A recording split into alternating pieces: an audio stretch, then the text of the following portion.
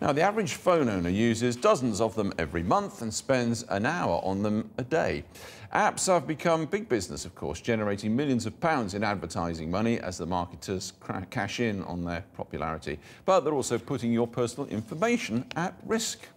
As part of our Data Baby investigation into what happens to our personal information online, this programme has found that many advertiser-funded apps can be used to hack into mobile phones, leaving intimate details vulnerable. Our technology reporter, Jeff White, has this. Apps. They've revolutionised the mobile phone world. More than 2 million are now available at the tap of a screen, many of them free of charge. In fact, those freebies are mainly funded by advertising, but as we're about to show you, those adverts aren't just distracting, they can leave your personal data dangerously exposed.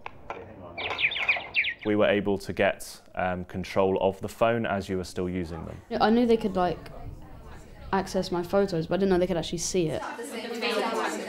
The average teen spends more than an hour a day immersed in them, so this group of 15 and 16-year-olds seemed the perfect bunch to show us just how much personal information is vulnerable through these programs. The reason we've got you here is to look at what your apps say about you, what kind of information comes out about you from the apps that you've got on your phone. I think the first thing we need to do is to take the traditional selfie. And when you're ready, 1, 2, 3. Installing apps often means granting them access to things like your contacts book and location. The adverts you see in free versions get access to the same stuff. I got an advert from it for piano tiles. That means your personal information could be handed over to an advertiser and you've no choice in the matter. While our students are getting app happy in there, our tech security experts are in the room next door. They're trying to work out just how much information the advertisers could get access to through the apps that the kids are using in the room next door.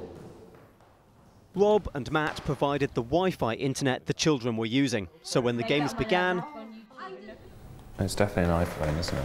they could watch as advertisers, quite legally, pulled information from the kids' phones and sent it to dozens of locations around the world. Oh, second bridge detected on the Samsung device. But our experts were able to show how a malicious advertiser could go even further, using the ads to hack in to personal data they shouldn't be able to access. It works like this. When you put an advertiser-funded app on your phone, there's a window in which the advert is shown.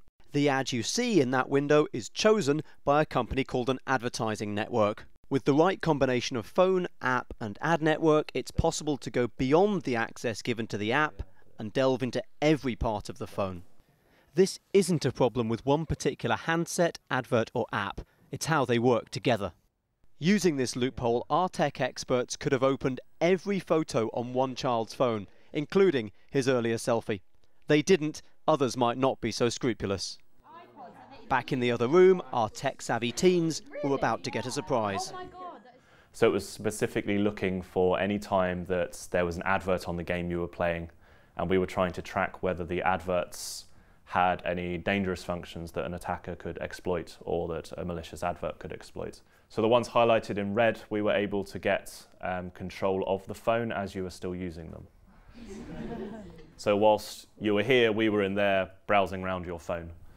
Oh. I'm not going to play that game anymore. I knew they could access my photos, but I didn't know they could actually see it. I thought it just meant you could save photos from that app onto your phone. I don't read through the terms and conditions. I sort of just click yes and let whatever happen, happen. If you think you're only at risk when you're using them, think again. We, as the attacker on the same network, or potentially a malicious advertiser, could actually gain full control of the device.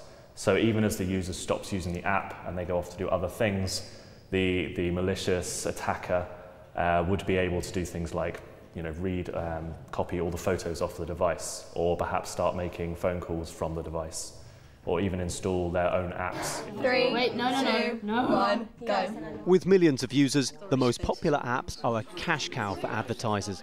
They can demand all sorts of access to your phone, and it's a take-it-or-leave-it deal. By allowing these ads onto our phones, we put our personal data in danger. The question is whether the thrill of the game outweighs the risks involved.